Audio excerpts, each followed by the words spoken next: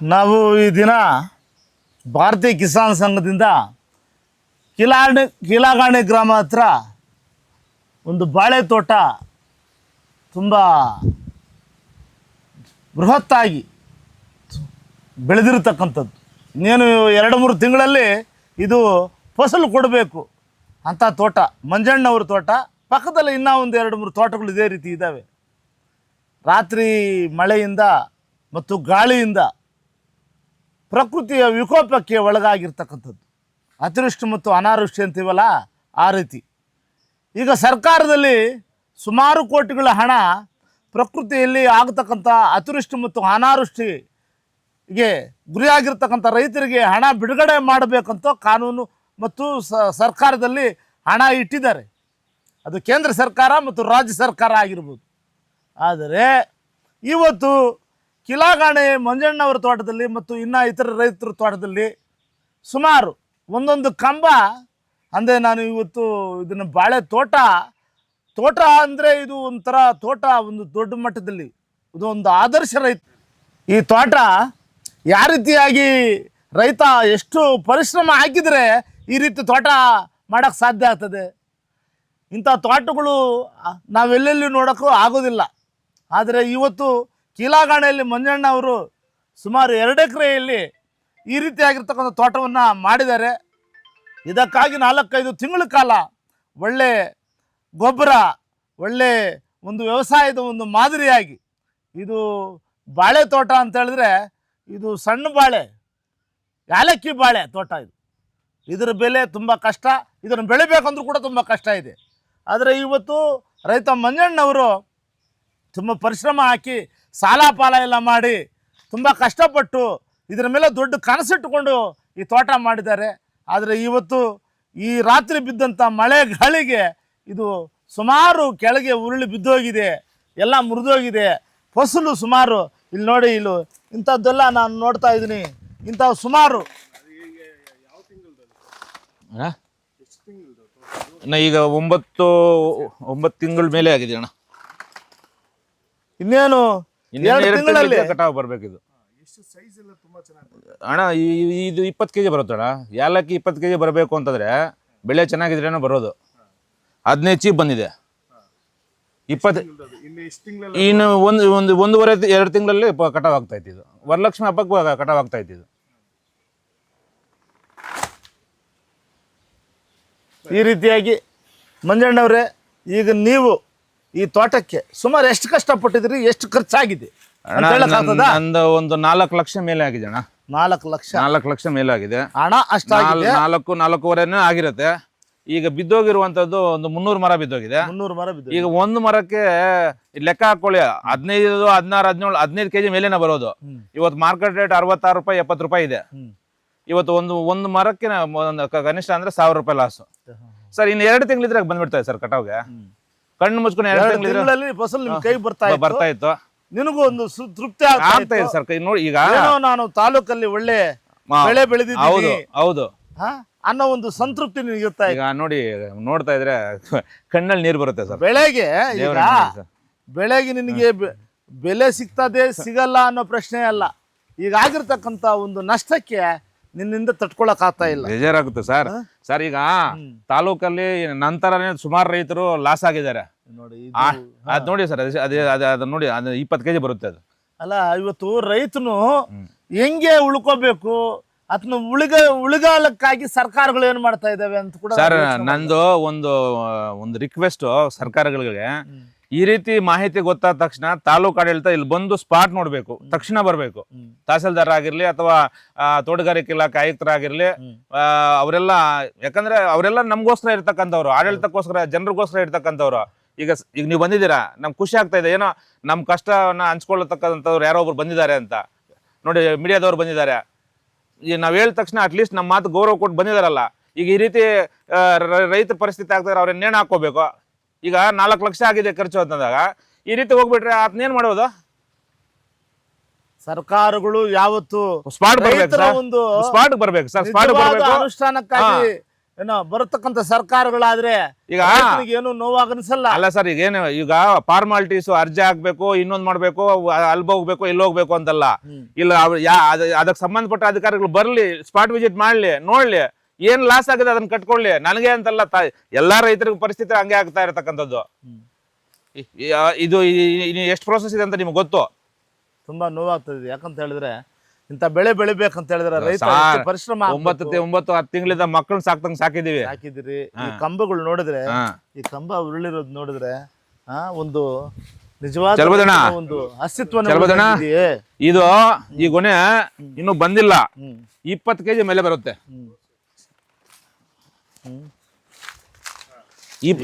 ಇನ್ನು ಬರ್ತಾ ಇದೆ ನೋಡಿ, ಇನ್ನು ಬರ್ತಾ ಇದೆ. ಇಲ್ಲಿ ನೋಡಿ ಎಷ್ಟು, ಒಂದೊಂದು 2 kg 1.5 kg ಮೇಲೆ ಬರುತ್ತೆ. ಇನ್ನೇನು ಇಲ್ಲಿ ನೋಡಿ, ಇನ್ನೊಂದು 2 ತಿಂಗಳಿದ್ರೆ ಕಟಾವ್ ಬಂದ್ಬಿಡ್ತಾ ಇತ್ತು. ಇದು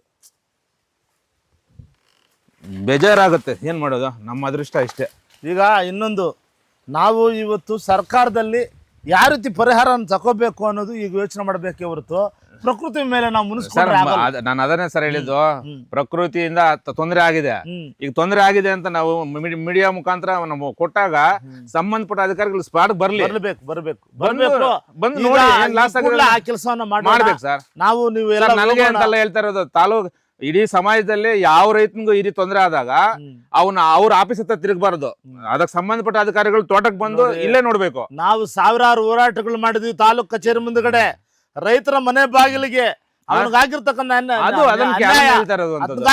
ಮೋಸನ ಅವನ ಮನೆ ಬಾಗಿಲಿಗೆ ಹೋಗಿ ಕೊಡ್ಬೇಕು ಅಂತ ನಾನು ಸುಮಾರು ಸಲ ಘಂಟಾಘೋಷವಾಗಿ ಮಾತಾಡಿದೀನಿ ಅಧಿಕಾರಿಗಳ ಮುಂದೆ. ಈಗ ಇಲ್ಲಿ ಬೆಳೆ ಬಿದ್ದೋಗಿದೆ, ನಾವು ಅರ್ಜಿ ಕೊಡ್ಬೇಕು ಅಂತ ನಾವಿಲ್ಲಿ ಇದನ್ನ ಬಿಟ್ಟು ನಾವು ಆಫೀಸ್ಗೆ ಹೋಗಿ ಅರ್ಜಿ ಕೊಡ್ಕೊಂಡು ಅಲ್ಲಿ ತಿರ್ಕೊಂಡಿರಕ್ಕಾಗತ್ತಾ? ಅಲ್ಲ, ಈ ಬೆಳೆ ನೋಡಿ ಹೊಟ್ಟೆ ಉರ್ಸ್ಕೊಳ್ಳೋದ, ತಾಲೂಕ್ ಆಫೀಸ್ ಹತ್ರ ಹೋಗಿ ಅರ್ಜಿ ಎತ್ಕೊಂಡು ತಿರ್ಗೋದ? ದಯವಿಟ್ಟು ತಹಸೀಲ್ದಾರ್ ಮೇಡಮ್ ಅವರು, ಶಲ್ಬತನವ್ರ, ಮುರಳಿ ಅವರೇ, ತಹಸೀಲ್ದಾರ್ ಅವ್ರು ಬರಬೇಕು. ಈ ಕೂಡಲೇ ಸಂಬಂಧಪಟ್ಟ ಅಧಿಕಾರಿಗಳು, ತೋಟಗಾರಿಕಾ ಇಲಾಖೆ, ತಾಲೂಕು ದಂಡಾಧಿಕಾರಿಗಳು ಇವರು ಈ ಕೂಡಲೇ ಈ ಸ್ಥಳಕ್ಕೆ ಬಂದು ಇದನ್ನು ನೋಡಿ ಇದಕ್ಕೆ ಸೂಕ್ತ ಪರಿಹಾರವನ್ನು ಕಲ್ಪಿಸಿಕೊಡ್ಬೇಕು. ಭಾರತೀಯ ಕಿಸಾನ್ ಸಂಘ ಸುಮಾರು ಸಲ ರೈತರಿಗಾಗಿ ಕಾರ್ಯಕ್ರಮಗಳನ್ನು ಮತ್ತು ಹೋರಾಟಗಳನ್ನು ಮಾಡಿದೆ. ನೀವೇನಾದರೂ ಈ ಕೂಡಲೇ ಈ ಸ್ಥಳಕ್ಕೆ ಬಂದು ಈ ರೈತರಿಗೆ ಪರಿಹಾರ ರೂಪಿಸಲಿಲ್ಲ ಅಂತ ಹೇಳಿದ್ರೆ ನಾವು ಇಡೀ ತಾಲೂಕು ಮಟ್ಟದಲ್ಲಿ ಒಂದು ಬೃಹತ್ ಆದಂಥ ಒಂದು ಹೋರಾಟವನ್ನು ನಿಮ್ಮ ಕಚೇರಿಗಳ ಮುಂದೆ ಹಮ್ಮಿಕೋಬೇಕಾಗ್ತದೆ. ಇವತ್ತು ಮಧ್ಯಾಹ್ನದೊಳಗೆ ನೀವು ಬಂದು ಈ ಕೂಡಲೇ ಈ ರೈತರಿಗೆ ಪರಿಹಾರವನ್ನು ಕೊಡುವಂಥದ್ದಾಗಬೇಕು, ಅವರನ್ನು ಸಮಾಧಾನ ಪಡಿಸುವಂಥ ಕೆಲಸನೂ ಆಗಬೇಕು ಅಂತ ನಾನು ಈ ಸಂದರ್ಭದಲ್ಲಿ ತಾಲೂಕು ಆಡಳಿತಕ್ಕೆ ಒತ್ತಾಯಿಸ್ತಾ ಇದ್ದೀನಿ. ಕೇವಲ ಅಧಿಕಾರಿಗಳು ಕಚೇರಿಗಳಲ್ಲಿ ಕೂತ್ಕೊಂಡು AC ರೂಮ್ಗಳಲ್ಲಿ ಕೂತ್ಕೊಂಡು ಪೇಪರ್ಗಳ ಮೇಲೆ ಅಭಿವೃದ್ಧಿ ತೋರಿಸೋದಲ್ಲ, ರೈತನ ಮನೆ ಬಾಗಿಲು ಬರಬೇಕು. ಅದನ್ನು ಎಲ್ಲಿ ವ್ಯವಸಾಯ ಕೃಷಿ ಮಾಡಿದ್ದಾನೆ ಅಲ್ಲಿ ಬಂದು ನೋಡಿ ಅದನಿಗೆ ಕೂಡಲೇ ಪರಿಹಾರವನ್ನು ಕೊಡೋವಂಥ ಕೆಲಸ ತಾಲೂಕು ಆಡಳಿತದಿಂದ ಆಗಬೇಕು ಅಂತ ಈ ಸಂದರ್ಭದಲ್ಲಿ ನಾನು ಎಚ್ಚರಿಸ್ತಾ ಇದ್ದೀನಿ. ಇಲ್ಲದಿದ್ದ ಪಕ್ಷದಲ್ಲಿ ಭಾರತೀಯ ಕಿಸಾನ್ ಸಂಘ ದೊಡ್ಡ ಮಟ್ಟದಲ್ಲಿ ಹೋರಾಟ ಮಾಡೋಕ್ಕೆ ಮುಂದೆ ಇದೆ. ಈ ಕೂಡಲೇ ಆ ಹೋರಾಟವನ್ನು ಮಾಡ್ತೀವಿ ಮತ್ತು ಕಾಲ್ನಡಿಗೆ ಜಾಥಾನೂ ಸಹ ಮಾಡೋಕ್ಕೆ ನಾವು ಈಗಾಗಲೇ ತೀರ್ಮಾನ ಮಾಡಿದ್ದೀವಿ ಅಂತ ನಿಮ್ಮನ್ನು ಈ ಕೂಡಲೇ ನಾನು ನಿಮ್ಮ ಗಮನಕ್ಕೆ ತರೋಕ್ಕೆ ಇಷ್ಟಪಡ್ತೀನಿ. ಕಡೆ ಏನು ಸರ್ ಇದು ಸರ್, ಇಲ್ಲೆಲ್ಲ ದೊಡ್ಡ ಸಾಕಿಂಡವು. ಅದೇ ಸರ್ ಶಿಪ್ ತಗೊಂಡಿದ್ದೆ. ಕೆಟ್ಟಿನ ಅಂತ ಇರ್ಕೊಂಡ್ರಿ ಪ್ರತಿಯೊಂದು ಗೊಲೆ ಸ್ವಲ್ಪದನ್ನ ಪ್ರತಿ ಒಟ್ಟಿ ಗೊಲ್ಲೊಚ್ಚಿನದೇ ಪಡ್ಬೇಡಿ ಅದನ್ನ ಅಂತ. ಈಗ ನೋಡಿ ಎಲ್ಲ ಕಟ್ಟಿದ್ವಿ, ಎಲ್ಲ ನೋಡಿ ಇದೆಲ್ಲ ಬಿದಿರು ಕಟ್ಟಿದೀವಿ, ಬಿದಿರು ಕಟ್ಟಿದ್ರು ಮುರಿದೋಗಿದೆ. ಬಿದಿರು ಕೂಡ ತಟ್ಕೊಳ್ಳಲ್ಲ, ಆ ರೀತಿ ಬೆಳೆಯನ್ನು ಬೆಳೆದಿದ್ದೀವಿ ನೀನು ಹೋಟೆಲ್ ಖುಷಿ ಆಗ್ತದೆ. ಅಲ್ಲಲ್ಲ, ಈಗ ನಿಮ್ಮ ನೋವನ್ನ ಈ ರೀತಿ ನಾವು ಇದು ಮಾಡ್ಕೊಳಕ್ಕಾಗಲ್ಲ. ಇದು ಪ್ರಕೃತಿ ವಿಕೋಪ. ಏನ ಬಹಳ ಒಂದು ದುಃಖಕರವಾಗಿರ್ತಕ್ಕಂಥ ನೋವನ್ನು ತರ್ತಕ್ಕಂಥ ಒಂದು ವಿಚಾರ. ಪರ್ಸ್ನಲ್ ಆಗಿ ನನ್ನ ವಿಚಾರದಲ್ಲಿ ಇವತ್ತು ನಮ್ಮ ಹೆಸರು ಮಂಜುನಾಥ ಸ್ವಾಮಿ ಅಂತ, ಕೀಳಗಣಿ ಗ್ರಾಮ, ಸೊನ್ವಾಡ ಪಂಚಾಯತಿ, ಮುಳಬಾಗಿಲು ತಾಲೂಕು. ಇವತ್ತು ನಾನು ಒಂದು 2 ಎಕರೆಯಲ್ಲಿ ಏಲಕ್ಕಿ ಬಾಳೆ ಗಿಡ ಹಾಕಿದ್ದೀನಿ. ತಾಲೂಕಲ್ಲಿ ಯಾರೂ ಬೆಳೆದೇ ಇರತಕ್ಕಂಥ ಒಂದು ದೊಡ್ಡ ಮಟ್ಟದ ಒಂದು ಒಳ್ಳೆಯ ಒಂದು ಬಾಳೆ ತೋಟವನ್ನು ಮಾಡಿದ್ದೀನಿ. ಅದೇ ರೀತಿಯಾಗಿರ್ತಕ್ಕಂಥ ಒಳ್ಳೆಯ ರೀತಿಯಾಗಿರ್ತಕ್ಕಂಥ ಒಂದು ಫಸಲು ಸಹ ಬಂದಿದೆ. ಇನ್ನೇನು 2-2.5 ತಿಂಗಳಲ್ಲಿ ಕಟಾವು ಮಾಡ್ತಕ್ಕಂಥ ಒಂದು ತೋಟ. ರಾತ್ರಿ ಬಿದ್ದಂತಹ ಮಳೆ ಮತ್ತು ಬಿರುಗಾಳಿ ಪ್ರಕೃತಿ ವಿಕೋಪಕ್ಕೆ ಸುಮಾರು ಒಂದು 350 ದೊಡ್ಡ ಮಟ್ಟದ ಗಿಡಗಳು ಹಾನಿಯಾಗಿದ್ದಾವೆ, ಅಂದರೆ ಮುರಿದೋಗಿದ್ದಾವೆ. ಸೊ ಬೆಳಗ್ಗೆಯಿಂದ ನಾನು ತೋಟಗಾರಿಕೆ ಇಲಾಖೆಗೆ ತನ್ಮಾನ್ಯ ತಹಸೀಲ್ದಾರ್ ಮೇಡಮ್ ಅವ್ರಿಗೆ ಮತ್ತು DC ಆಫೀಸ್ಗೂ ಮಾಹಿತಿಯನ್ನು ಕೊಟ್ಟಿದ್ದೀನಿ. ಬಂದು ಸ್ಥಳವನ್ನು ದಯವಿಟ್ಟು ನನಗೆ ಅದಕ್ಕೆ ಸಂಬಂಧಪಟ್ಟಂತಹ ಎಲ್ಲ ಅಧಿಕಾರಿಗಳು ಬಂದು ಸ್ಥಳವನ್ನು ಪರಿಶೀಲನೆ ಮಾಡಿ ನನಗೆ ಆಗಿರ್ತಕ್ಕಂಥ ಲಾಸು ಇದೇ ರೀತಿ ತಾಲೂಕಿನಲ್ಲಿ ನನಗೆ ಯಾವ ರೀತಿ ಲಾಸ್ ಆಗಿದೆ, ಬೇರೆ ಬೇರೆ ರೀತಿಯ ಕಡೆ ಬೇರೆ ಬೇರೆ ರೀತಿಯಾಗಿರ್ತಕ್ಕಂಥ ರೈತರಿಗೂ ಸಹ ಅದೇ ರೀತಿಯಾಗಿರ್ತಕ್ಕಂಥ ಒಂದು ಲಾಸ್ ಆಗಿದೆ. ದಯವಿಟ್ಟು ಇದಕ್ಕೆ ಸಂಬಂಧಪಟ್ಟಂತಹ ತಾಲೂಕು ಆಡಳಿತ ತಕ್ಷಣಕ್ಕೆ ಬರಬೇಕಿಲ್ಲಿ. ನನಗೇನು ಲಾಸ್ ಆಗಿದೆಯೋ ನನಗೇನು ಲಾಸ್ ಆಗಿದೆಯೋ ಅದೇ ರೀತಿ ಬೇರೆಯವ್ರಿಗೆ ನಮ್ಮ ಪಕ್ಕದ ತೋಟದಲ್ಲೂ ಸಹ ಅವ್ರಿಗೂ ಲಾಸ್ ಆಗಿದೆ, ಅದನ್ನು ಪರಿಹಾರವನ್ನು ಕೊಡಬೇಕು.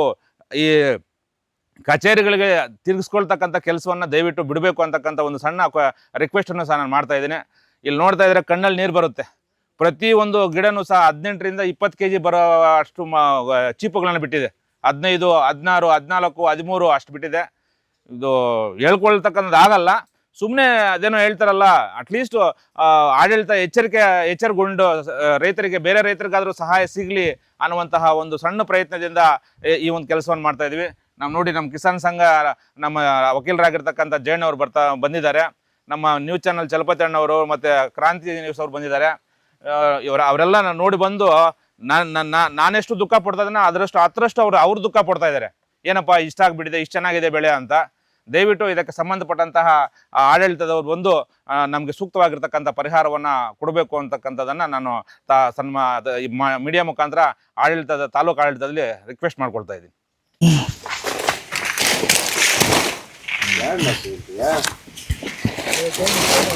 ಅದು 20 kg ಬರುತ್ತೆ ಜನ, 15 kg ಬರುತ್ತೆ. ನೋಡು ಇನ್ನು ಈ ಕಡೆಯಿಂದ ಇದೆ. ಎತ್ತು ಪೈಕಿ ಎತ್ತು ಅದು ಇರ್ಪೈನ್ ಎತ್ತು ವೇಸ್ಟ್, ಅದು ವೇಸ್ಟ್ ಎತ್ತು ಬಾದ ವೇಸ್ಟ್.